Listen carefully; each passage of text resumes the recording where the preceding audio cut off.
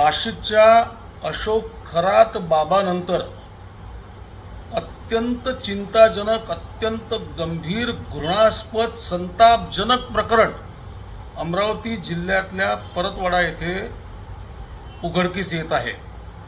एक मोठं sex racket किंवा चांगल्या घरातील, वेगवेगळ्या घरातील, वेगवेगळ्या धर्मातील मुलींना आपल्या प्रेमाच्या जाळ्यात फसवून त्यांचं लैंगिक शोषण करायचं, त्यांचे व्हिडिओ काढायचे आणि त्यांच्या व्हिडिओवरून त्यांना ब्लॅकमेल करायचं, असं एक प्रकरण परतवाड्यामध्ये घडतं आहे।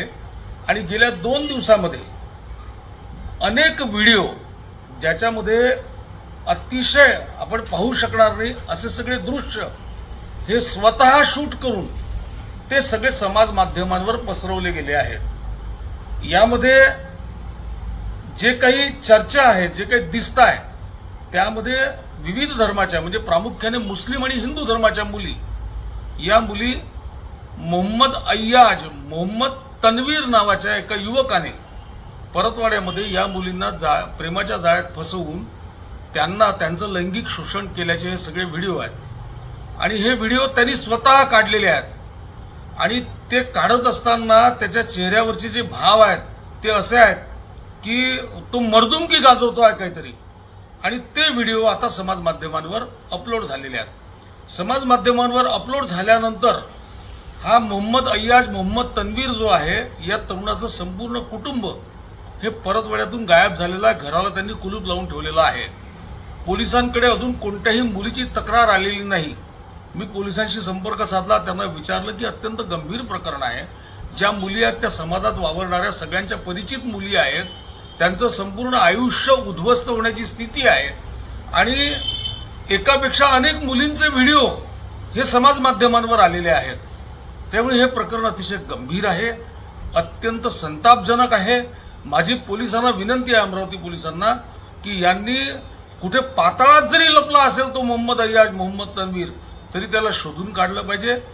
मुस्लिम धर्मातल्या मुली असतील, हिंदू धर्मातल्या मुली असतील, या मुलींचं ब्लॅकमेलिंग करून ज्या पद्धतीने मोहम्मद अय्याज, मोहम्मद तन्वीरनी त्यांना वापरून घेतलेलं आहे, त्यांना ब्लॅकमेल केलेलं आहे, त्यांचे अत्यंत अश्लील असे व्हिडिओ काढलेले आहेत, त्याला कठोर शिक्षा झाली पाहिजे, त्याला फटके मारले पाहिजे, त्याच्या पूर्ण कुटुंबियांना आतमध्ये केलं पाहिजे। आणि या ज्या मुली आहेत या मुलींचा शोध घेऊन त्यांच्या तक्रारी देखील आपल्याला मिळवता आल्या पाहिजे।